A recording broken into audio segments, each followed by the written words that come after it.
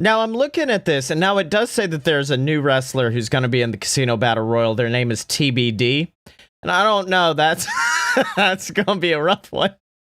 I don't know, man. I've put my money on TBD before, and it worked out for me. Although, I did just make me think of the worst possible ending, which is Cody under a mask wins it.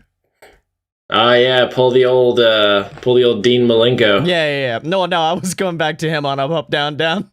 I'm TBD, TBD, TBD. It was his excitement when he came up with that. Yeah. And then later, there's no reference of the word Ewok. Yeah. Because of the Jedi. That Ewok, this Ewok, dead Ewok.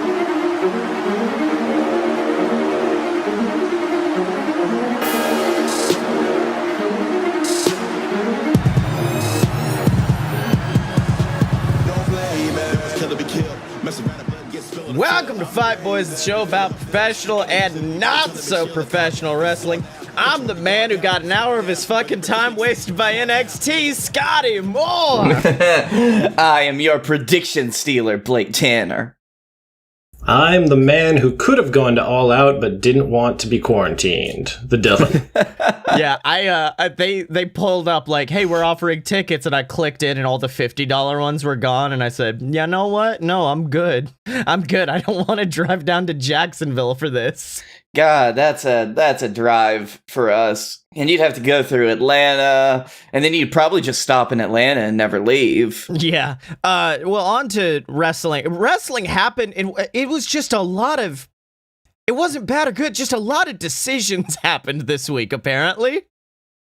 Because, firstly, we'll start with a good decision. Apparently, their USA specifically is pushing very hard to move NXT to another night, which in my case is, fuck, yes, thank you, good, because I want to watch both shows. You are actively hurting people by competing. Yes, I believe it was, I believe Alvarez said something, where at this point, it just doesn't work. Like, forcing this competition among wrestling fans isn't what's good for anybody.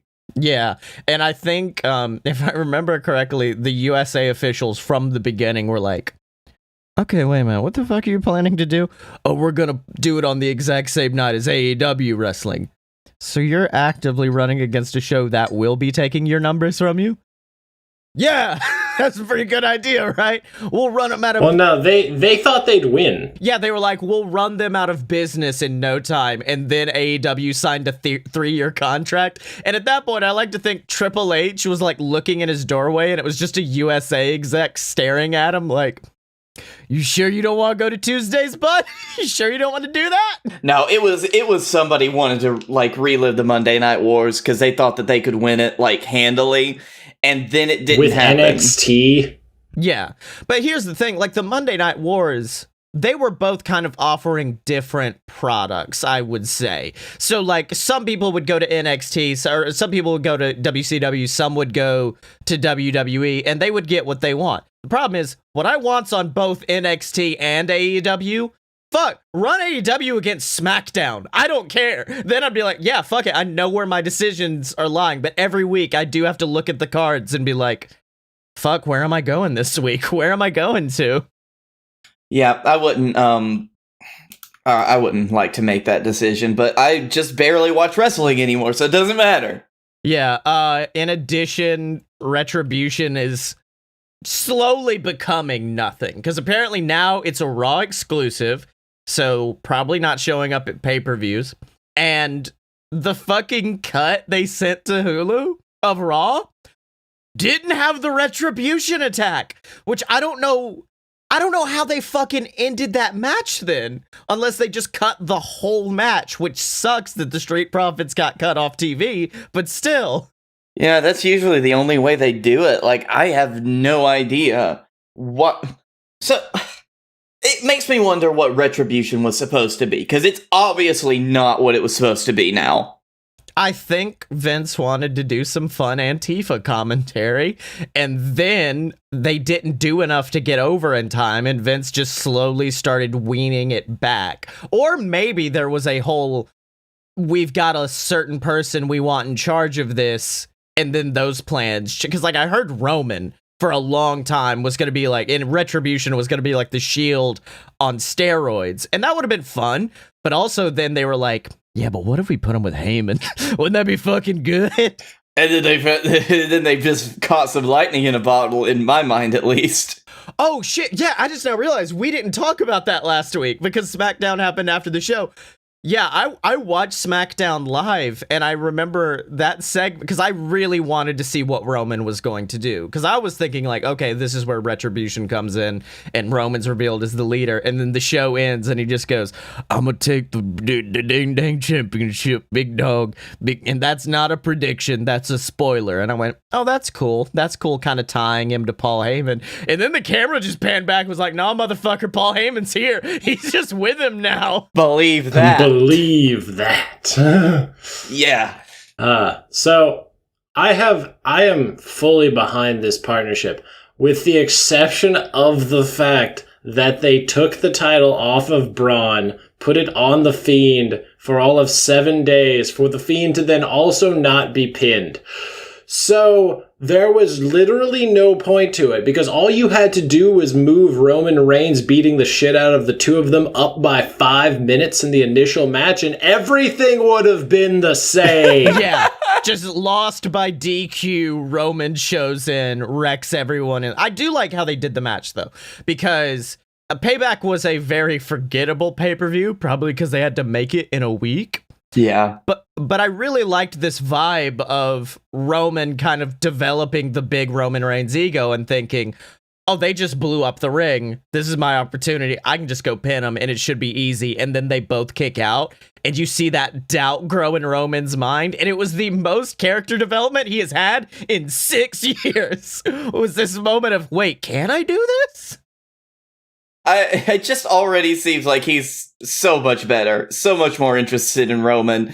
I'm very happy he's back now. And I will say somebody tried to call, like, that the ring was going to explode on Reddit because they were there. And then everyone was like, no, fuck you, you fucking loser. It's not going to explode. Oh, fuck.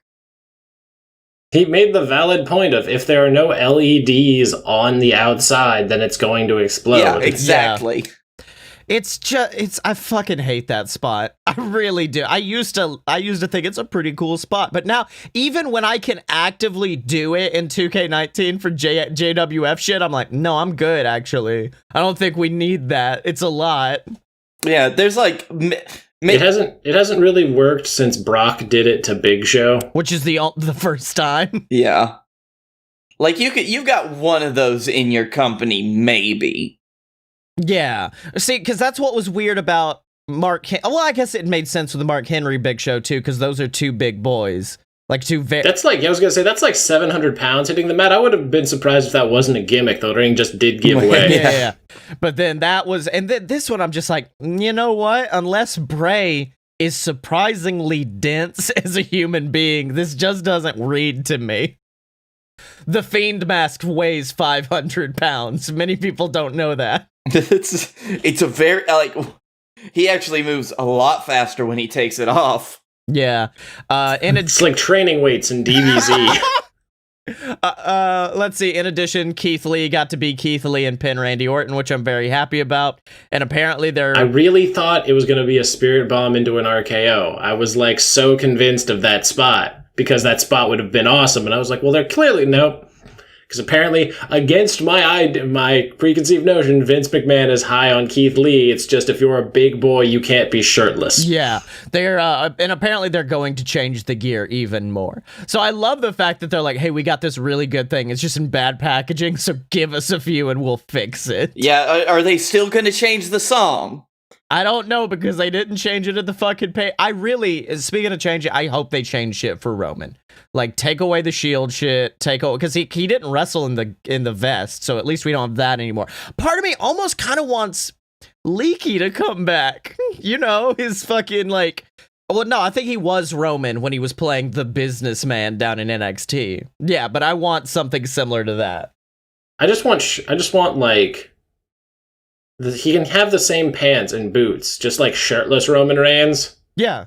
I just need the vest to be gone. Everything else about his look is fantastic. He can keep the hand wraps even. I don't even give a shit. I have no idea why make him have a shirt on because dude is ripped.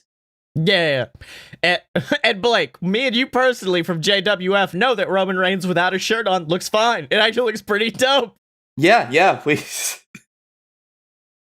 Way to make that sound creepy. Yeah, like me and Blake are going through the whole roster and going into the edit wrestler option, just being like, what's everybody looking like without pants and shirts on? Just let me know. And then final bit of payback news. Holy shit, Shayna Baszler. Shayna Baszler. I'm gonna choke a bitch with another bitch. In that one segment, it's the evolution of hitting a motherfucker with another motherfucker. Yeah. I just remember seeing it and being like, I'm not even fucking mad I'm wrong. I'm not mad that I am wrong. This is very, very good.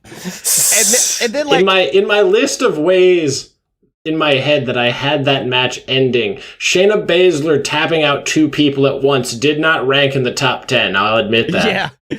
Like, and they instantly sold who they were as a tag team afterwards, because Nia just grabbed the titles and was the most obnoxious asshole, while Shayna just got to be, honestly, the most charismatic I think I've ever seen Shayna Baszler be in the coming episodes. Which, honestly, kind of grown on me real quick. Yeah. I still maintain that she should have been the one to take the belt off of Becky. Yeah, that probably would have happened, but also maybe Becky pulled a John Cena. Who knows? I was like, I'm keeping it forever. Fuck you. I don't think anybody nowadays has the same kind of John Cena pull that John Cena had. Because even John Cena didn't have as much pull as like Austin or The Rock had. And even they didn't have as much pull as Hogan had. Yeah. Hogan's stroke took the whole company, man. Yeah. You had to use the whole company to stroke Hogan. Yeah. Now, I'm shocked I didn't make this the heel of the week, but they fucking broke up the Iconics, and I understand they want to push Peyton Royce. And I'm like, yeah, she'd be perfect for a push. Didn't need to break them up. Like, I don't know why WWE is like the only way you could push a singles wrestler. So Vince could throw Billy into like the garbage can. Yeah.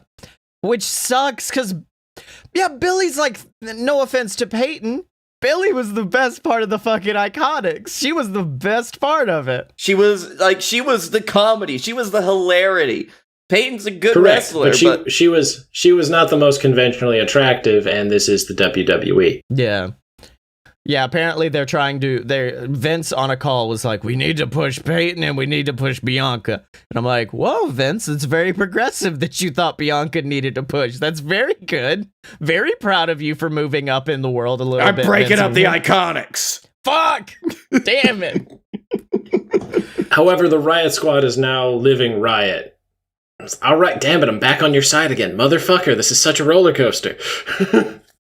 Let's see. I do like how after they gave Roman to Paul Heyman, Brock Lesnar became a free agent, which he's probably not. Like, I think Jericho came out and was like, guys, look, it's Brock Lesnar. He's probably fucking not a free agent. We're not gonna help him get more money in WWE. Fuck. No. That was the thing. It was like, Vince McMahon has $2 billion in the bank. What can you possibly make Roman that Vince can't match? Yeah, exactly. Mm-hmm. I just don't. Yeah, and Brock. I just think Brock has decided to hide in a cave, and he said, "Fuck you and your appearances, Vince. I'm not coming out yet." Yeah, I'm not coming out for less than $5 million, and Vince is just like, "How can I get that money to you faster?" Listen, I tried to mail you the check, but it's been stuck in the post office for 6 weeks. Trust me. I'd love if it was just like, Brock Lesnar's been a free agent for 5 years. He just shows up, and we can't tell him no. He just comes and fights people. He held the championship hostage. Yeah. We only just realized that he still had a merch page up, and we had to nix that shit. That was the weirdest part for me, because I was like, hey, hold on, wait a minute. You've still got Ambrose merch. What the fuck did Brock do to you? What did Brock do? Let's ponder that for a moment. Let's not. Let's talk about actual wrestling. No, Kofi Kingston's head pops up. What did he do? I wonder what he did. Before we get into that, wow, apparently if The Rock has a deadly disease, that allows everybody to be like, you know what, fuck it, yeah, I had it too. Because The Rock was like, yeah, me and my family have COVID. And then Kevin Nash was like, oh, also I had COVID. AJ Styles was like, it was like fucking Spartacus. Everybody at once being like, I have COVID. Robert Pattinson, I have COVID. I fucked Batman. That's one of the terrifying things about this fucking virus is like all these fucking people had it, and the disparity between you'll know if you have it or you might not fucking know if you have it is terrifying. Because Renee was sick for days. Kevin Nash saying he had it terrified me because I'm like, Kevin, you're old. You could have died. His wife still doesn't have her smell and taste back. Yeah, and that could fuck you up. Meanwhile, the Rock's family got through it like to the point where they're asymptomatic now, and they're just like, we're good. I think he probably waited until they were good to come out with it. Because I don't think The Rock could have just been like, hey, we've all got this. Anyways, Jungle Cruise 2 coming out soon. Yep. And AJ, that's the big surprise for me, because I didn't even hear an inkling of that. Yeah, was he ever even really taken off TV? No! Okay. Good work, WWE. Good work, y'all. But the most buck-wild revelation is Renee, which I love this article misspelled her name, so it does look like it's Penne. Yeah, apparently, she obviously is very open with everything, so she was like, yeah, she goes, I like to be transparent. I like to just be honest. There's no shame in having got it. We don't know what's going on. So when I tweeted that, I wasn't doing it as like, I got COVID. That wasn't my MO. I was just saying like, hey guys, I got it. So in case there were people that could have been around me and maybe seen that I had it, I felt a responsibility to make sure they knew I was sick. But yeah, it was not well received. And instead of like officials being like, "Are you okay? Are you good?" They were like, you should have gave you a heads up. It was bad for fucking PR. Hey, fuck you, WWE. Eat on my whole ass. Yeah. No thanks. Nuh-uh. No. You should actually show concern for your employees. That would be nice. Instead of your fucking PR nightmare that you brought upon yourself because you weren't testing people. Yeah. Apparently it was that and the cancellation of WWE backstage that really made her go, you know what? I don't think there's a spot for me here anymore. Peace. Deuces. Yeah, no. I totally get it. Like right after backstage was canceled, I was fucking heartbroken. Yeah. My husband is a world champion. And I don't get a TV show. Fuck you. But now, as Dylan said, on to wrestling that actually matters, AEW. Let's talk about Dynamite first, because holy fuck, MJF looked like $1 million. Because I was real worried at first, because they were like, oh, his last thing going into the pay-per-view is he's fighting a lawyer who's actually a good wrestler, but they just made him a lawyer. And that training video that he posted was fucking hilarious. Yeah. But then MJF came out and just wrecked Moxley. Just beat his shit into, like, Moxley's in a pool of blood. There was very creative and good uses of blood on AEW this week. Like fucking Jericho bloodying Janela and then putting the blood on his Orange Cassidy shirt was very good. Then just Moxley. Janela sold that code breaker like death. Yeah. That was the best top rope to in-ring move since Shawn Michaels kicking Shelton Benjamin. No, you had it right. Super killing. It was super killing. Super kill. Fair. But yeah, that happened, and then MJF looking like $1 million, just destroying Moxley, and at a point where it's like, if I hadn't watched wrestling for years and know what happens when a heel comes out on top on the show before the pay-per-view, I would think, yeah, he's gonna win because he's destroyed John Moxley. Moxley doesn't have the paradigm shift, whatever. I'm so looking forward to Sly as a Fox, John Moxley finding a way out of this, if he does. I mean, that was the best part of his promo last week, was when he was like, you think you're hurting me by taking away the paradigm shift. You're just making me get more creative. And I went, oh, fuck. And that is one of my favorite things about Moxley, because he's such a wily boy. Uh-huh. In addition to that, Thunder Rosa made her debut for AEW, and she instantly became one of my favorites. She's got a fucking fantastic look, great moveset. I love Thunder Rosa now. In weird unrelated news, so like Frankie Kazarian is getting like a singles push on Dark. Yeah. And I still can't figure it out. I think it's just like it's the SCU member of the season. It was Scorpio Sky last time. Now it's Kaz. Well, no. So like he beat Luther, and like yeah, whatever. But then he beat Kip Sabian. Oh, that's weird. That seemed weird. That one's weird. And then he just beat Angelico. I could see Angelico. Kip Sabian's the weird one. Right, but like, of the two people between Frankie Kazarian and Angelico, if you're like, well, they're both tag team wrestlers, but like, one of them is almost 50, and one of them isn't. Which one should we potentially give the rub to? By the way, Angelico is an unofficial babyface of the week because his antics and moves actually was a good match. Like it was surprisingly like simple but well done. But Angelico is like bullshit dancing, fucking amazing. Yeah, I'll stick by that. Real quick to go back to the Moxley MJF.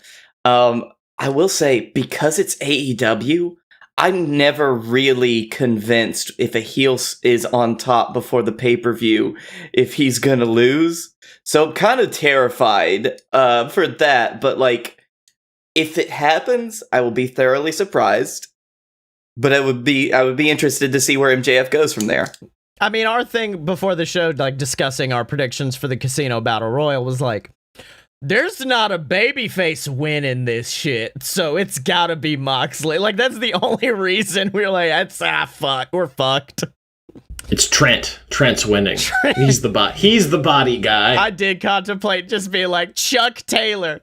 Chuck Taylor's got it, baby. They didn't get revenge for Sue. It was such a disappointing. Yeah, I got very upset about that. In addition, on Dark, the Initiative exploded, which that honestly hit me worse than I thought it would, because I really liked their vibe.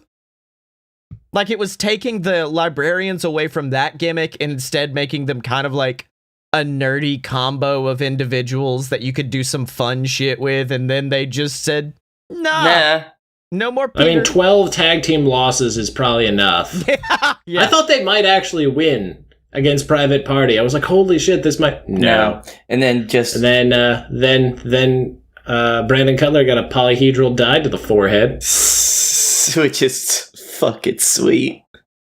I am really happy that fucking Cutler's still the babyface coming out of this, because, well, I mean, also Peter Avalon he could be a babyface, but man, he looks... Not with that mustache. Yeah, he looks like an angry little rat boy, and I'm like, no, we can't do this with him. Yeah. And now finally BTE news, and man, just give BTU to the Dark Order at this point, because I was scrolling through a recap, and it was like, the Dark Order did this, the Dark Order did this, and I'm like, this is just Dark Order featuring the Elite now. I like the way that they followed up on Stu Grayson's tweet as Anna Jay shows up, and like Silver tries to like flirt with her, and she just looks at Stu and is just like, you got my $20? Yep. Takes it. I actually hope that becomes a story in BTE. The fact that the Dark Order makes it their own show for a while. Yeah. Well, I mean, now they do not have many cast members of the Elite left. They've got Kenny, who's probably becoming heel, and the Bucks, who are definitely fucking heels. Yep. But we still have them winning. Yeah. Fuck. I'm excited, but I'm also scared. You know what I mean? Like, that's just kind of where I'm at in this storyline, is like, Bucks are definitely heel, but this is weird. Wait, what are they gonna do? Like, I'm happy they're subverting expectation enough. Yeah, I just hope it gets interesting. It will. I mean, we do have to see Sad Hangman, probably. Oh, we're gonna get a lot of Sad Hangman. I honestly, I honestly, and I think Dylan brought this up, I do kind of want Hangman to be his own individual coming out of that. I don't want him with FTR. I don't want him with anybody else. I want him to just grab, because like the whole point of their segment this week was FTR coming out and really healing it up and being like, why don't you tell him why you did that last week, Hangman? Why don't you tell him? Who got in your head? Wasn't us. It was you. You did that. And I just wanted Hangman to grab the mic and just cut an emotional ass promo about all of it and be like, I'm fucking sick of all of it. I'm sick of you. I'm sick of them. I'm sick of all this bullshit. I just want to go ride my horses and drink my whiskey. Please.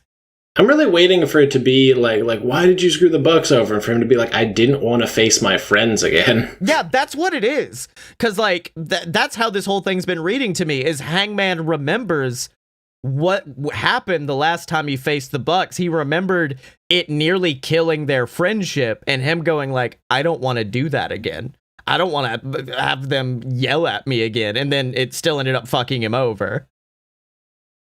Now, I do have a question for the Dylan. How'd you feel about that last fucking shot of BTE? Whoo, buddy. I got the shirt on. I'm here for it. It's coming. We get a heel too because he was healing it up against FTR. He's like, listen, it's 3-on-1. You'll probably beat me down, but I'll get a few good shots in. There are other segments in the show we're taking up time, so let's just get it over with. Like it was cocky, Kenny. It was while holding a bottle of chocolate milk, which is the only Kenny Omega could cut a heel promo while holding a nice, refreshing bottle of chalk. Give me the chalk. I can't. I just hope he gets a gear change. That's all. I want like the baggy black pants. I just want that whole. I just want 2017 all over you want again. That dirty blonde back. No. I want the silver. I want the silver and black back. That was the good times. Well, that would be good. Hey Blake, you ready to just take a break for a few because it's time to take a trip to Dylan's New Japan corner, and I'm excited this week. Fucking Naito got it back, baby. I want to hear about it. I'm so ready. Here we go. As he leans way the fuck back. Yes. I think a summer struggle in Shingu happened. New Japan's first show at a baseball stadium since 89? God damn. So long ago that Tetsuya Naito actually went to that show, sat in the bleachers for it, and then main evented the next one. So that was really cool. Which is how I knew he was winning. But let's start at the beginning. There was the Master Wato match that no one cares about, but that man is an internet darling because his gimmick is so bad it went back around to being good. Like so keep an eye on him. What's his gimmick? Like what is it? He's the Grandmaster. He's a martial arts Grandmaster. Oh, yeah. He's just got those Master Roshi vibes. Yeah. No, it's as dumb. It's as dumb as it sounds. But it's still great because he's a good wrestler. It's insane. Next up was the 4-way match between El Desperado, Sonata, Okada, and Yano Toru for the King of Pro Wrestling title, the gimmick match title. This is what I was interested in hearing about how it happened. The tournament that was started by Okada himself, that was won by Yano Toru after he dick punched Okada and pinned him. What's bad is straight up. Like there was no way that was work. That was a shoot dick hit. Just straight into a cover. Like, there's no other wrestler like, every other wrestler, I'd be like, oh, that's a big heel turn. But for him, I'm like, nah, that's his offense. He was just like, sorry, so sorry to Okada, like trying to be like, don't fucking murder me. And Okada was too busy nursing his hurt groin, walking to the back. But it does make sense, because if you're going to have a champion of gimmick matches, it has to be Yano Toru. Yeah. So that makes me happy. I look forward to that reign. There's another one that we'll get into later. So I don't know if you know about the Dangerous Techers, but you should know about the Dangerous Techers, which is the name Zack Sabre Jr. came up with for Zack Sabre Jr. and Taichi. which is the greatest pairing of just heelish motherfuckers I've ever seen. Because you have Taichi's like fake singing, tear away pants into tiny trunks, like beating people up bullshit, and then you have Zack Sabre Jr. just like stretching people, and then they have their finishing move, which is called the Zack Mephisto, because it's a combination of their two finishers. That's a team I could get behind right now. It's really nice. I gotta admit, I wasn't for it, but then I saw them in action. I was like, no, that works. But the real story of this match was Tanahashi felt like he had lost it after they got wrecked the first time and lost the titles. He was like, no, I found it. Like Ibushi, he was like Ibushi, leave me behind. Ibushi was like, fuck no, you're fucking Tanahashi. We're doing this shit. And the whole match, they were going for it, but Tana misses a high fly flow, gets taken out. They lose again. We did briefly get Murder Ibushi, which is good times. But afterwards, everybody was just like, shit, this is where Ibushi turns on him. Maybe join Suzuki-gun, because Zack and Taichi offered, because they were like, we respect you. We don't fucking respect that guy. And it was just like, oh no, and nope. Ibushi, too nice a guy, didn't do it, showed genuine concern. I was just like, oh man, dude's too true of a baby face. This is some shit, man. Like, never turn heel. John Cena, man, never turning heel. He might get booed, but he's never turning heel on you.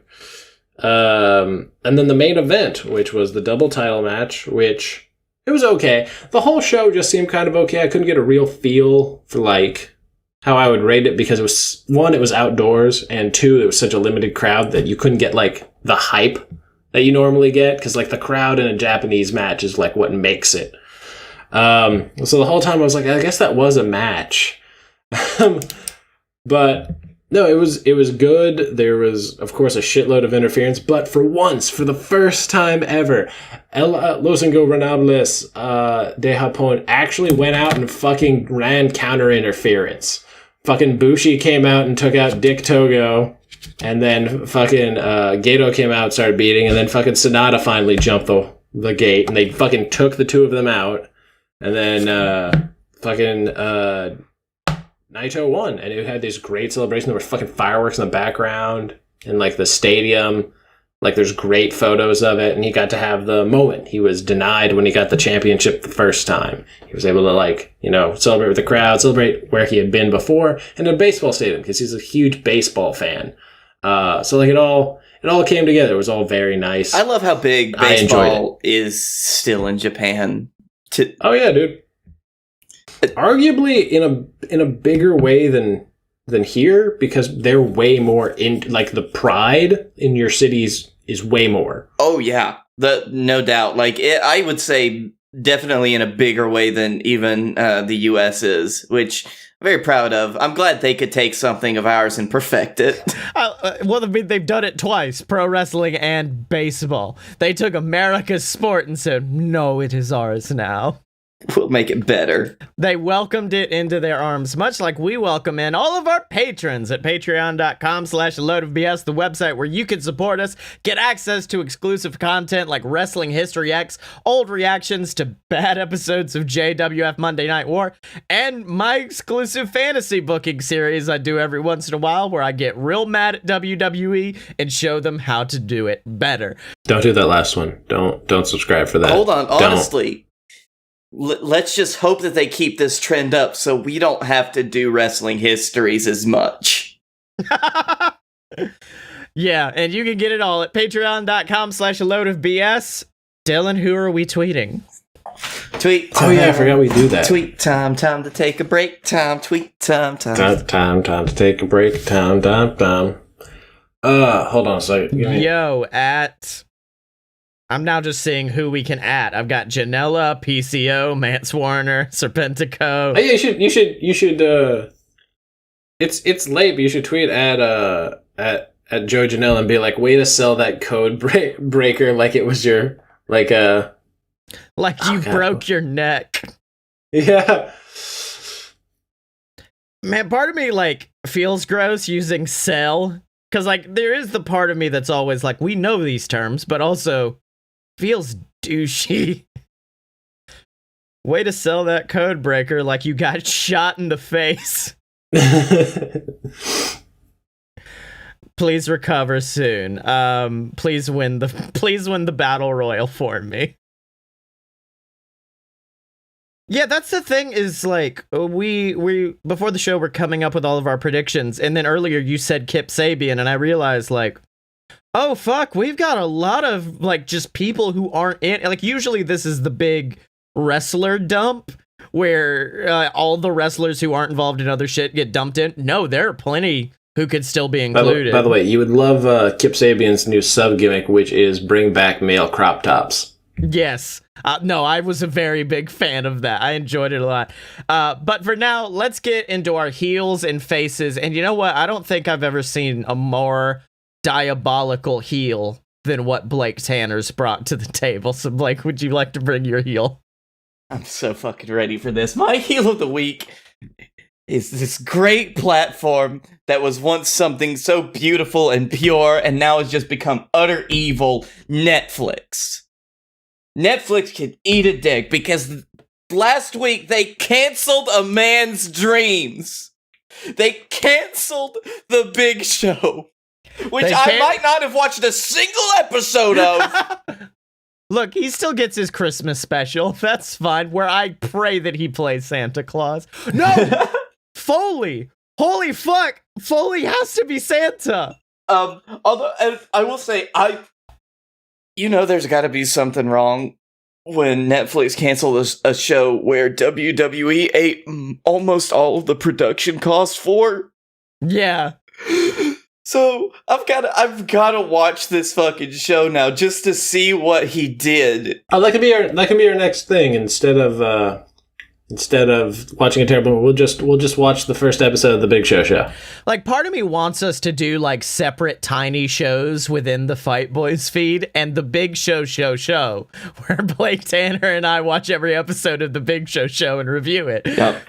No, Dylan definitely gets a rating from small to big.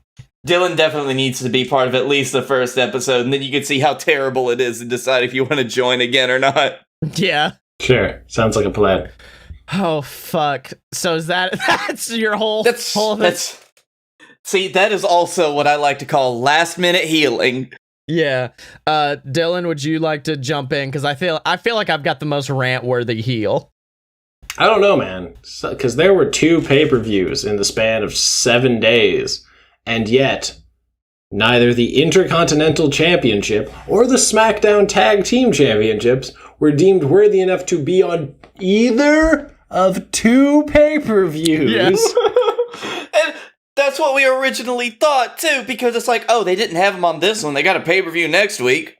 Nope, second Universal title match in a week. That's what the fuck we need. We can't bring that up for... Motherfuckers, oh my god. Every time I feel like I can't dislike this company more, it gives me something else. See, I loved Xavier Woods was watching the show, and I can't remember what match he was talking about, but he goes, man, there's been some great tag team action tonight. I can't wait to see the SmackDown tag team titles defended later today. And then in the replies, everyone's like, should I tell him? I'm gonna tell him. I'm gonna tell him. I think we need to tell him, guys. Gun. Yeah. It is the fucking worst. Like, I'm not even gonna lie. The only good thing is that Sami Zayn, the true Intercontinental Champion, has returned and will dispatch of the pretender, Jeff Hardy. Yes, in a big way, too. The assassination of the pretender to the Intercontinental throne, Jeff Hardy. Yeah, my favorite thing is he was on... Was it Talking Smack, I guess, or and he was like, "Listen, not Renee," and and everybody was like, "That is so unfortunate because that is totally what she's going to be known as from now on." And I loved the segment where Sammy went backstage with Cesaro and Nakamura, and they were like, "Bud, we're kind of having a conversation right now." He's like, "No, I planned this. I left so you guys can get better." And they're like, "Hey, leave, please." And my favorite was Cesaro straight up quoted their Uno games in that episode. Because basically anytime you do a draw 4, you can challenge to say if they have a card they could have played instead. And every time they're forced to challenge and they say, you just got a lot of respect from me, as they're forced to draw 6 cards. And as Nakamura was leaving the room, Cesaro was like, I don't know why you did this. Why did you go? You know what? Fine. Got a lot of respect for you. A lot of respect. And I'm like, this motherfucker's not hiding it anymore. He's not hiding it. You know what? He doesn't need to. He's been there too long. Yeah, and that's for the people that watch Uno and just them, and they love it. Yeah. Oh no, I was elated. It was my highlight of SmackDown. I'm not even gonna lie. So my heel is the fact, and I already said it once, but NXT wasted an hour of my fucking time, which I would have been fine with if it was a good match. But like the best, but Johnny Gargano's like stopped living for at least half of that match on various moves. The hanging DDT alone, where he hung there while Ciampa pinned Cole, and just continued to be there until the count was over. The way I described this match, because like I watched the whole thing in its entirety, and I'm like, I know all 4 of these men have put on classics and could put on classics against one another. It's almost like, and I think we had talked about this before, is like whiskey, cheese, chocolate, and like milk. They're great separate, but when you put them together, like something's off about it, and it's real bad. I mean, you can put like some of those together and it works, just not all of them. Yeah, exactly. That's what this match was. I was like, this should work because all of the elements are there for this to be great. And it just wasn't. And I remember earlier that day reading the quote-unquote spoiler saying, oh, by the way, it's going to end in a tie that will be decided next week. And I went, that's ridiculous. This is a historic, first time ever fatal 4-way, the first ever fatal 4-way Iron Man match. First time this has ever been done. Surely they would not do that. And then they did it with man who's definitely gonna be the champion and man who just lost the title. So like it's not even a question now of who's going to win. And it happened so fast. You could have easily had Balor get the pin, get the last shot, and Cole try for the pin at the very last minute and fail. That would have been a great last minute like dig. But nope, we're getting what they're calling a sudden death match next week, which, if I'm checking the rules, is a normal fucking match. Oh yeah, no. They both start the match with 300 damage, and normally the first one that gets a big hit wins. Yeah, exactly. It's an all finishers match. Yeah, they fucking built which, it. Which oddly enough, was a match stipulation in the King of Pro Wrestling tournament. Yeah.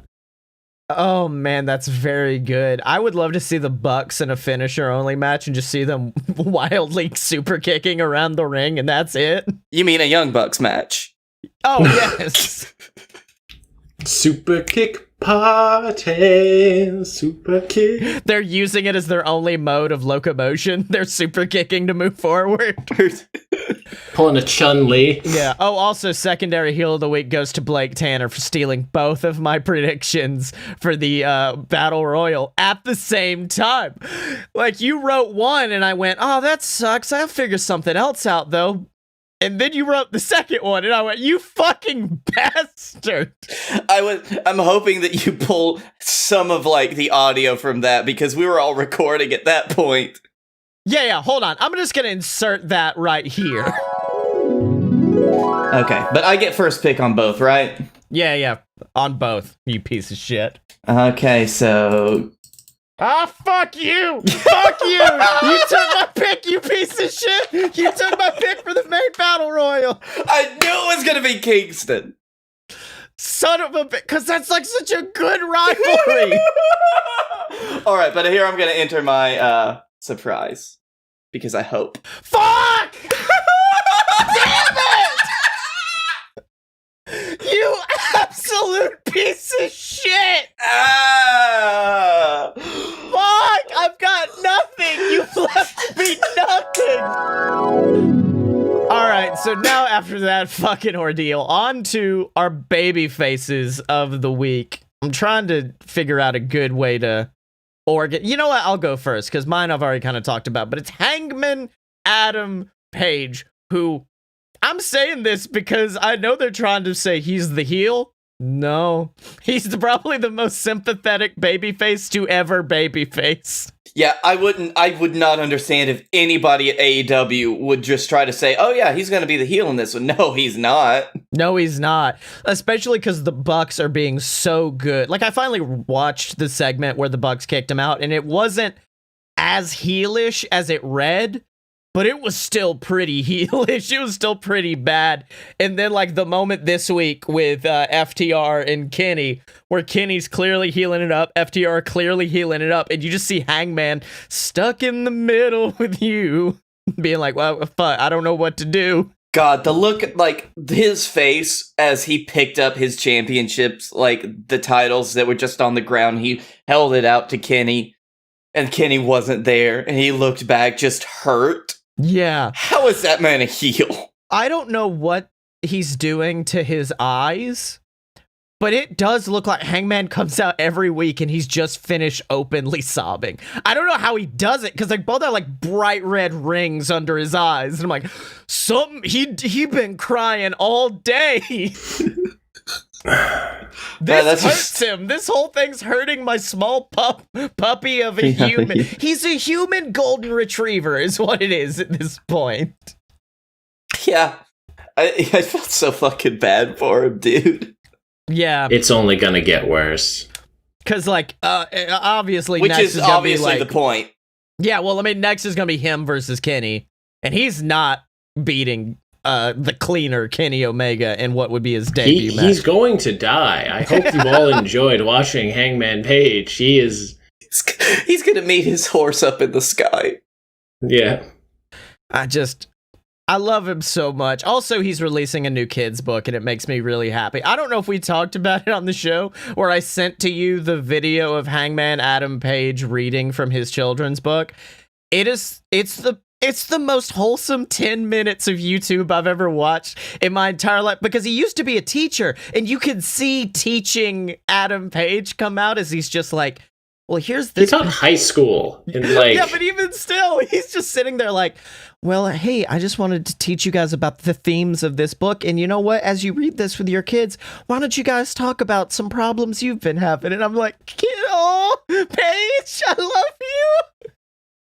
Like I said, it's the only... Meeting Hangman Page was the only time where he was like, oh, thank you so much. God bless you. And like, I'm not religious, but like, it felt so sweet and genuine. I said it back to him, and I left being like, that was the nicest interaction I think I've ever had with another humin being. I honestly can't. That's what sucks is when I met him, they were doing like the Hangman has a big hog goof. Yeah, same. My favorite part of that was like, hold on, let me move so you can get the whole thing in the picture. But like, I want to drink with Hangman. I don't even drink anymore, but I would openly be like, you know what, Hangman? I will destroy a bottle of whiskey with you. I just want to drink with Hangman Adam Page. You would have me come along and drink for you like you've done in the past. Yes. Oh, fuck. I think Blake needs to go next because I'm most excited for Dylan's babyface to close things out. And mine is... more of a somber one, the one that I'm sad to see go, because my babyface this week is a man who needs no introduction and introduces all of the pop culture stuff into my vocabulary. That's Mauro Ranallo, who it's not been a great month for WWE, other than losing a few personalities, because WWE and Mauro have decided to part ways. So he's not going to be working for WWE anymore because he wanted to, I believe, let's see, work for a better Tell company. Tell Vince McMahon to fuck off. Yeah, no, he wanted to basically just work with a lot of charities that he's been working with, do his other like announcing, commentating jobs, and help his mother who is in failing health. So he just decided to take all of those things and tell WWE bye. And I told you my fantasy thing for this is either one, Impact finally replaces Josh Matthews, or two, I get Mauro Ranallo and Kevin Kelly calling New Japan matches, in which case I will miss none of them. I will call out from work. I will call out every single thing to hear that commentary, because that will be the best thing since Don Callis. Now, I will say, okay, yeah, Blake, you finish up, because I've got a great cap for yours. Yeah. Now, at the end of the day, they parted ways pretty amicably, and Mauro's still speaking well of WWE, so I don't think there was anything that drove him away this time, unlike JBL. So I think that he's just really focusing on a different area in his life now, and I'm so sorry to see him go, because he made 2016 SmackDown something worth watching. Yeah. Well, to put a nice cap on this segment, Twitter user Ross W. Berman IV tweeted out basically, in honor of Mauro leaving WWE, give me famous moments in wrestling history, and I will tell you how Mauro would have called it. First one is the Nexus debut. It's the black and yellow, black and yellow, black and yellow. The Montreal Screwjob. A coup in Canada. Bret Hart is furious. He's trashing the ringside area. Après Bret Lelouch. He just drew 3 of the most controversial letters in sports entertainment in the air. That is fucking good. Evil turning on Naito.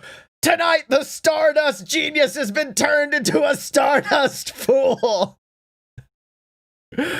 Fuck. Hold The on, Stardust Crusade is over. Speaking of New Japan, transitions. Also, one I missed before. Unfortunately, Hiromu Takahashi lost the junior heavyweight belt, but it was a real damn good match. Hold on. I've got my last one, and it's the beginning of the Austin era. And it's Stone Cold Steve Austin's getting jiggy with the WWF Championship. Welcome to the Austin era. Bienvenidos a Austin era. Okay. Bienvenidos a Austin. Oh. So, Dylan, who's your baby face? I loathe you. Thank you for saying it. My baby face is everybody run scared. Murder Grandpa is champion in New Japan again, or one of the champions. Minoru Suzuki beat the living shit out of Shingo Takagi over the course of, I think it was 15 minutes. I honestly lost track. But yeah, that man is in his 50, working stiff as shit, and it's so great to see. Though every time he has an entrance, I'm just reminded that I missed 2 chances to see that due to COVID, and it makes me sad inside. But then he won, and I felt happy again. So, it's just... Who was he fighting? Wasn't he fighting fucking Cassidy? Yeah. Oh. Yeah. Oh, man. We missed so much. Yeah, that was, honestly, he had a Bloodsport thing. I was like, I just want to do that to see that. And then the other one, it was just like, would you like to see him fight Orange Cassidy? More than anything in the world. Yeah, that was the dessert. That was the dessert on top of everything. I do love that was gonna be the second day too. We had 2 more days of it. I'm just like, nothing will top that. They could have a shit match. The concept alone is enough for me to stop watching wrestling altogether. I do love that the Collective finally re-announced that they're gonna run shows again, and they were like, yeah, they're gonna do it. I mean, GCW? Well, the Collective is the name of all of those shows, and they announced it, and they're like, it's gonna be running in Indiana. And I came to the chat and I said, Dylan, aren't you from Indiana? And you went, yeah I don't know what my point was. What were you thinking? Oh, there's a place we could stay? I don't think so. I don't think so. My whole family is now in Florida for a reason. We got out of that place, and I congratulate anyone else who does the same. You're a stronger man than us. Yeah. So Murder Grandpa. But yeah, no. Minoru Suzuki's champion. I'm glad he still is. I know he'll never get his moment in the sun of winning the IWGP championship and being the 3rd man to have held the heavyweight championship in all 3 promotions. But he's had a pretty good run in New Japan. They haven't done him too dirty. He's always been a threat even when he's losing. It's just like, oh, you're facing Minoru Suzuki. You will hopefully survive. You may even win, but hopefully you will survive. Even if you win, you may not survive. Yeah, even if you win, you're probably, it's every G1, it's just like, who's your next draw? Oh, you have Suzuki early in the tournament. Rough day, man. I'm so sorry. Oh, fuck. Well, finally on to our end discussion, and we gotta make 3 weeks in a row we've had to do predictions. Oh, God. Just think of how glorious next week will be when we get to talk about anything else at the end of the show. Yeah. Well, it's all out, and boy, I don't think we've ever had a pay-per-view we agree on this much. Because but we talked about this before, is that, like, the problem with this last thing, with the pandemic booking, is you could see where it was all going because of the way the format was. But like I said, after this, like, because we've been calling these matches and these things from, like, the last show, I think, from, like, Double or Nothing. We're like, this one. We didn't call Thunder Rosa. There was no way to do that one. But we're all just like, yeah, Shido will probably win at the next one. And we're all just looking at it. And I was like, after this one, who the fuck knows, man? I haven't the slightest. We're finally in uncharted territory, my boys. Uh-huh. All right, well, let's start with we only disagree on 2 matches, so I don't think we need to go around and all say who we picked. Dark Order versus a group of unaligned, really, baby faces. Because it's like it's like Matt Cardona getting one of his appearances in, hopefully taking the finish. I hope he takes a fatality. I hope Matt Cardona gets a fatality on him. Is this his last appearance? Hold on. No, he has one more. Yeah. Oh, okay. This is 4. So, yeah, it's Matt Cardona, a man who's a friend of Cody, Cody's brother, Cody's brother's friend, and Scorpio Sky, a man who actively tried to beat the shit out of Cody a couple of weeks back. Yeah, but he's cool now. We needed we needed a 4th. Yeah. He's the only fucking one. Warhorse. It should have been Warhorse. Oh, but I think it's because Dark Order only works in, like, groups of 2. yeah. Mm-hmm. You can't, like, have one, unless it's Brody. You can't have a one-on-one with, like, Silver. Actually, no, they could have done actual Dark Order and Colt. I would have bought that. So yeah, you didn't need Sky, but Yeah. And then the Dark. I like that they're putting Colt in a match and not just putting in like 5 or some shit like that. Yeah, we all had Dark Order because this is just a good shine match. Like maybe this is leading to card. Unless this is the match where Colt realizes he's in a cult. Yeah. The only thing I say that maybe the baby faces would win for is get Cardona a victory, and then you could have Cardona versus Lee for the title. But I don't want that, so we're just all gonna say Dark Order. We're all gonna will that into existence. I'm just gonna try to play devil's advocate as much as I can. I can't play it on this next match though. There are times AEW make decisions and I'm like, that's very innovative and very cool. And then they're like, hey, we're going to have an 8-man tag and the winners are going to fight each other at the pay-per-view. And I understand the logic is like, oh, these 4 men are going to fight and get more money because they're going on to fight at a pay-per-view. But also, man, like what? The Bucks versus the Jurassic, I almost called them Lucha Express and I know that's wrong. Jurassic Express. Bucks through heelish means, I think. I kind of want Jurassic Express to win just to put doubt in the Bucks' mind. Yeah. That would be a fun, idea, a fun way going forward, especially with these new heelish Bucks. I'm just not sure if I see that. Yeah. I was gonna say, it's really hard to ever pick against the Young Bucks at a pay-per-view. Yeah. Especially facing someone like Jurassic. No, I think this is the beginning of their build-up, so they can eventually face FTR. I think that's... Is it going to be heel versus heel? Because that's the way this is looking. Yeah, probably that's what it's going to be, and that's going to suck, but whatever. I mean, to be fair, they were kind of the heels whenever they faced the Lucha Bros, too. There was no real face in that match. I kind of like this concept of it going to... Almost like, you remember when Shawn Michaels was, like, crazily going insane trying to fight The Undertaker at Mania again? So he was, like, going crazy outside of the Rumble, doing all kinds of shit with that. That's kind of what I like to see with the Bucks. That's the reason they start to turn heel, is not because they're inherently bad. It's just them being like, we need to fight FTR, and we will run through every team that's in our way. We need the tag titles, I think it is. It's like their obsession with being the best now, after they were like, okay, you guys get your turn, and then they weren't able to, like, get there anymore.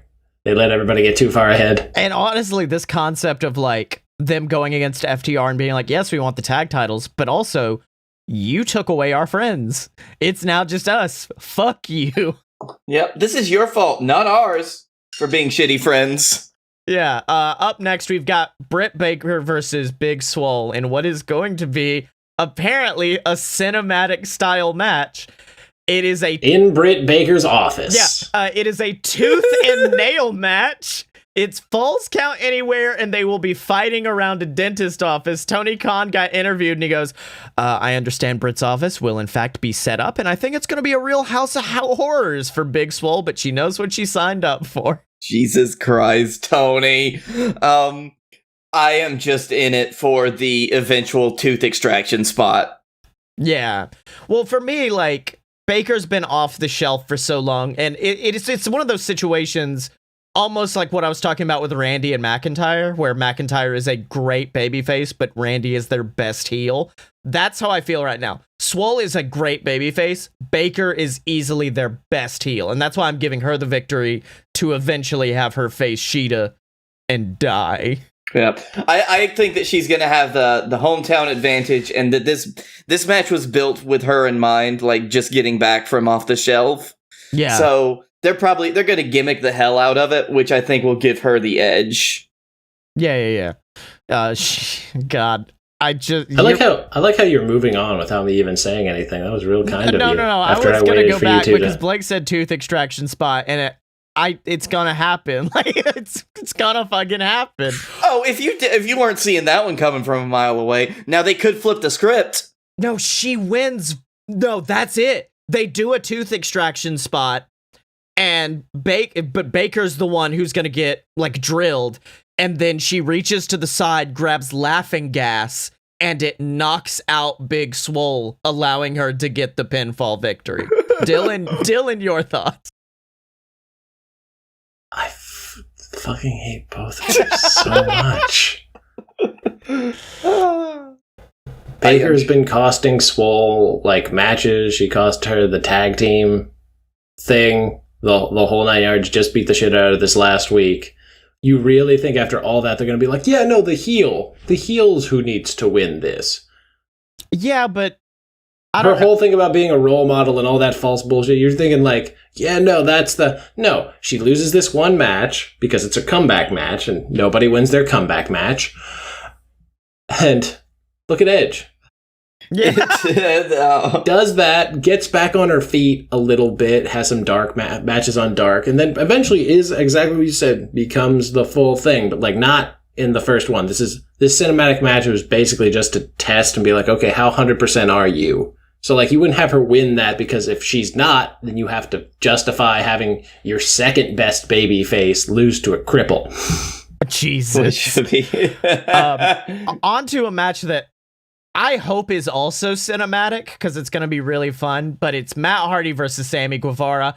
And for a while, I was sitting there like, Sammy really needs this. Sammy needs to beat him. And then it's not a real stipulation, but it's one of those like, I don't deserve a career in AEW if I can't beat Sammy Guevara. So Matt Hardy's basically saying, if I lose, I'm leaving AEW. So I think it's going to be a real fun, buck wild, broken match.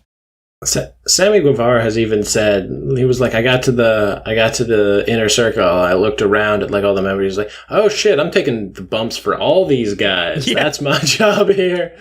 And that's what this match is about. Freaking Matt Hardy had an idea for a match, and they're like, Sammy can take that bump. Yeah. Have Sammy do it. We're old and don't want to do it. Mostly the second one. Yeah. I'm gonna skip ahead past my shame match. Jericho versus Orange Cassidy in a match where you can win by pinfall, submission, or by throwing a man into a vat of mimosa, which is the closest AEW has ever gotten to plagiarizing JWF. Probably the closest it will ever come. Yeah, very true. We at this point we can only plagiarize them now. We have. Don't worry. Oh yeah, absolutely. We're all agreed we want Cassidy to win, and we think Cassidy's gonna win. Well, not only that, it's a matter of like no one could sell a supposed shameful loss like Chris Jericho. Like, because I'm remembering when he got kicked off of Raw, and he was like, you know, it was my last night in the company for like 7 years, and you'd expect me to go out to like chants of thank you, Jericho. No, I went out screaming and crying like a baby and fighting the police. It also shades of the Ambrose Asylum match. Oh, yeah, exactly. Like, if anyone could sell embarrassment, it's Chris Jericho. And like, the thing is, it would be very fun to see Chris Jericho get dumped into a bunch. And Jericho could still win through, like, Judas Effect pinfall and then get tossed into the mimosa accidentally. So that way, like, it's still, you still get the satisfaction of seeing. But, like, I don't see Orange Cassidy falling into a bunch of mimosas and even reacting. He's just like, I guess this is what happened to me today. If anything, he would fall in, like, he would just, like, saddle up in the pool, grab a handful, and suck it down, man. Yeah. He'd be like, he'd be like, glass me. Up next, we got Shida versus Thunder Rosa, which it'd be very interesting for Thunder Rosa to win, and it's going to be a very good match. But outside of that, I'm like, just Shida. It's just going to be a good match for Shida to have. Mm-hmm. Yeah, Shida's great. Thunder Rosa's great. That's all we have. Great. That's all we have for this one. Sorry, Shida. Yeah, I mean, there wasn't a lot of storyline to this one. I'm sorry. Yeah, well, the only thing that you can say is Shida's great. I don't think it's a bad thing. Yeah. Yeah, I don't think being great's a bad thing, guys. I'm doing a real controversial opinion. Being great and having a good match without a storyline, you're still good. Like, yeah. All right, then we got our two big matches. Before that, let's do the fucking Casino Battle Royale, I guess. Blake Tanner, you get to pick first, you fucking piece of shit. And with the first pick in the 2020... All right, my Battle Royal winner from the announced contestants is Eddie Kingston. God! Fuck! I mean, come on. I think there's a lot of good choices in this match, though. But, like, Kingston's right up there. I know he is! I've known he is, Blake! Oh, I know you know. Do you want me to do my surprise, or do you want to go through the rounds? No, you could do your surprise, because, like, you've picked two people who... One, your surprise...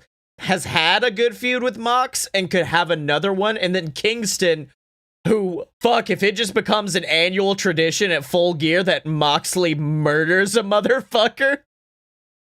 I mean, we could have the best of both worlds. But my surprise is Pac, which I would love to see. I would love to see, but he will be Pac.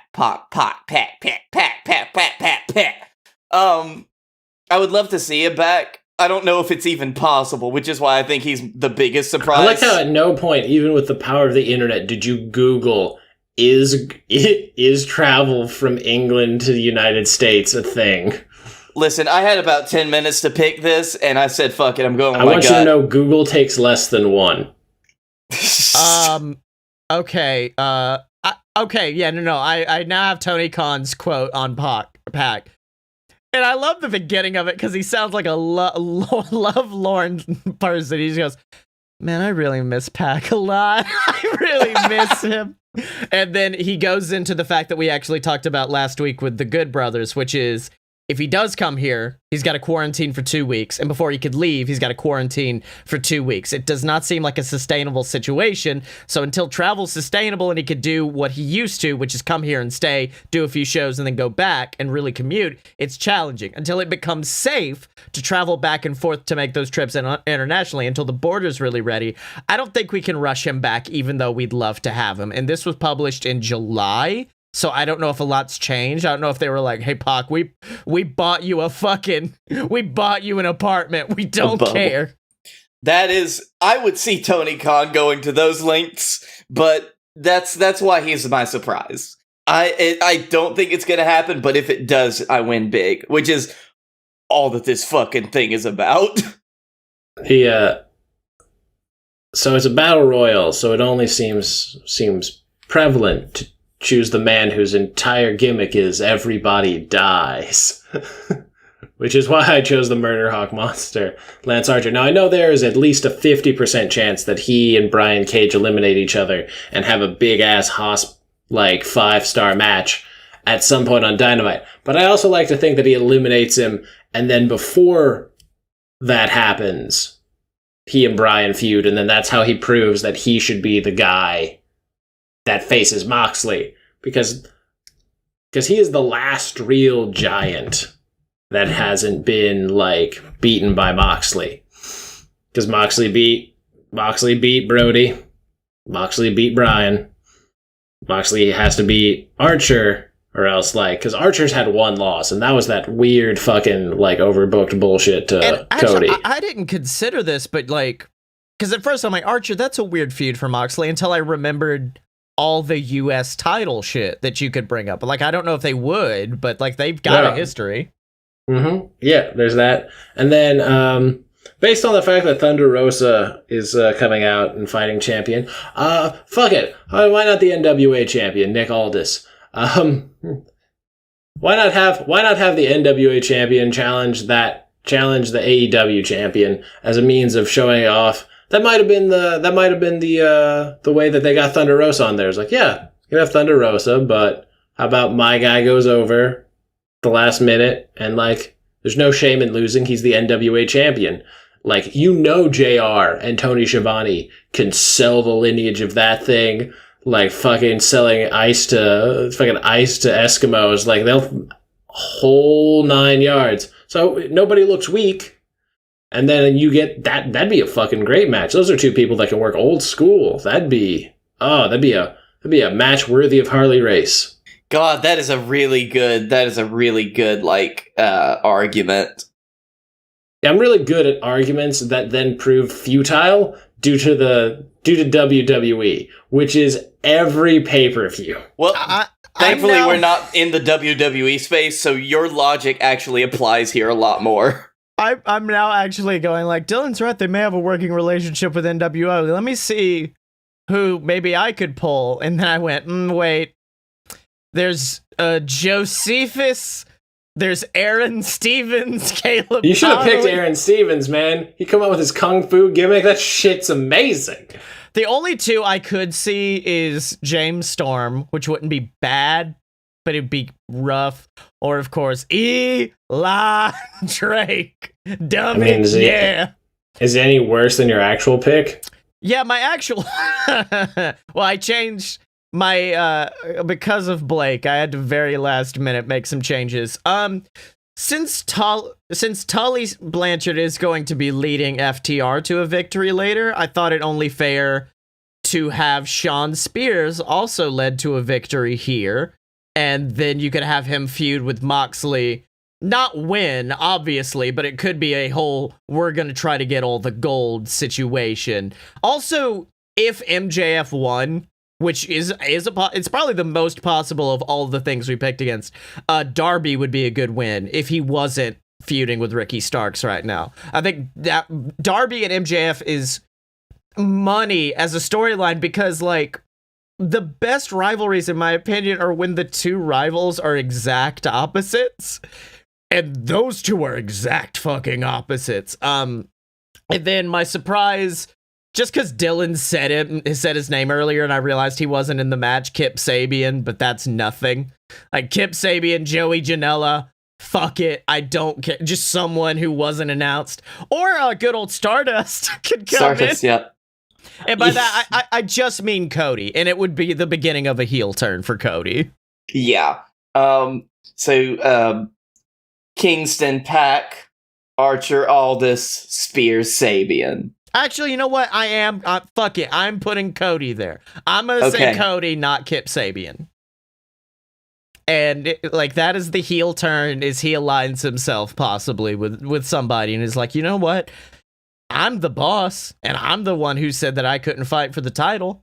Fuck it, I couldn't do it last Full Gear. I'm doing it this Full Gear. I'm going to destroy John Moxley.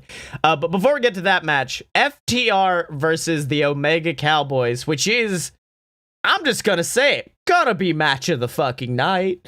I'm hoping, yeah, I can't wait to see that one. Yeah. We all have FTR because, obviously, you have no idea in my heart of hearts how much I want it to not be the case. Why? Because you don't want those titles to be held up for a fucking year until they can get the Bucks? Yeah. Yeah. It's fair. And even then, who takes it off the Bucks, right? Mm-hmm. Best friends. And I finally get that fucking title run that they deserve. I can't wait for your dreams to be realized one day. I hope you know that. This is really a Shido Rosa situation, which is, we've kind of already talked about everything we can. Just, this is gonna be a good... There we go. Yeah, because we're knee deep into the strife in the Elite and them kicking out Hangman. So we've already talked ad nauseum about what's going into this match. Yeah. And the FTR are great. And then main event, Moxley versus MJF. Once again, if I didn't know the next challenger was going to be a heel, I would say MJF actively. That is the only thing currently holding me back from saying MJF's taking it, because like I said, this has been the feud of the year, and Moxley's been good. Moxley's been Moxie. MJF has been on a different fucking level. See, this is why I think that you should listen, Scotty. You're 4 points ahead. This is all out. This is time to gamble. This is the time. You haven't been able to go to a casino at all this year. Where else are you going to gamble? No, fuck you, game theory, baby. I'm gonna stay ahead through these delicate means I've put through, which is just cheating every ounce of the way. This is my heel turn. As I'm like, no, fuck you. I'm gonna pick what you guys pick until. Which is actually funny because you're usually the one that fills in your predictions first. Yeah, no, there were a few of these that I was like, I'm gonna wait and see what they say, and then I'm gonna put in my prediction.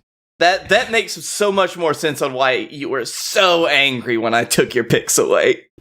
In fact, I had Rosa winning the title for a while, and then you both said Sheeta, and I'm like, you know what, Sheeta, you're right. Sheeta will win. Sheeta's right. Yeah. So if I switch to... I want to call you out for having a lack of a spine, but you're winning. Yeah, baby. And you know what? Even if I'm wrong on all my matches, I'm still going to be ahead by at least 2. Listen, you got my respect because that's the fucking shit I did at the end of the last series. I just didn't tell you about it. Yeah. Oh, no, I knew. I saw it happening. Yeah. That's why I was waiting until you showed up so I could fucking choke you out over it. So see, I was spared from Dylan's wrath. You know what? I'd be ahead by 2. You're right. MJF, I'm putting it in. Now I must be as ahead by 1, but I'll still be ahead, motherfucker. You can't stop me. I swear to God, MJF's gonna win, and this is gonna be like what Dylan did the last time that he told me to pick Becky. Yeah. Yeah. Oh fuck. So what did you boys learn this week? Learned you're a spineless piece of shit. I changed MJF, baby. I'm MJF, team MJF now. Yep. I've learned that you had to talk yourself into it. There was no confidence in it. It was the moment I realized I'd still be ahead if he lost. It's the moment I was like, yeah, fuck it, I'm doing it. You do realize that the G1 is next month, right? You do remember who won it last year, baby. Yeah, you remember who won it the 3 years before that. I learned that this is the fucking time to gamble, and the easiest way to get Scottye to change his prediction is to play into his gambling addiction. And I learned that Blake Tanner could go to fucking hell for taking Eddie Kingston and Pat. It's one point. You are the pettiest man I know. This piece of shit. There's no way that Pax could have show up. Like Blake's now slowly crumbling as he's like, oh fuck, he's right. Damn it. I'm just more happy. Listen, there is nothing that I can lose the next 3 prediction series if it means that I just have that moment of you screaming in my brain. Oh, where can people find y'all on the internet? You can find me at Blake A. Tanner on Twitter. You can find me at the Darkroom Vidya on YouTube, and you can find me here on the BS Network doing all of our great little podcasts that I just come on, just check it out. Just like it. Just come do it, baby. It's fine. Come on. Come on. You can find me on Twitter at Scottye Moore, SCOTTYEMO. Buy all my books on Amazon, and by books, I mean the singular one, BS versus the Gods. And check out all the other podcasts, including the show Sammy Magic. It's Harry Potter if it wasn't written by a fucking turf. Online at aloadofpurebs.com. Special thanks to Mega Ran for our theme song, Fighters. We love Mega Ran. You love Mega Ran. Love Mega Ran. Mm-hmm. And this is more of a, wow, we didn't even promote this on BS, I'm realizing. But go to merch.loadofpurebs.com, pick up the new Birmingham Boyz shirt, because every purchase of this brand new shirt from me and Blake goes to support the Birmingham Community Relief Fund. It means a lot. Birmingham is our home. We love it to death. It's the home of the JWF, and we'd love if you help us support it. And as always, you can find us at loadofpurebs.com. Step up to the merch table at merch.loadofpurebs.com. Find us on Facebook, donate to the Patreon, subscribe on YouTube, and remember to follow us on Twitter at Fight Boys Show, Joey Janela. I think I've said that a fucking lot, because when you're a fight boy, you're a fight boy for life.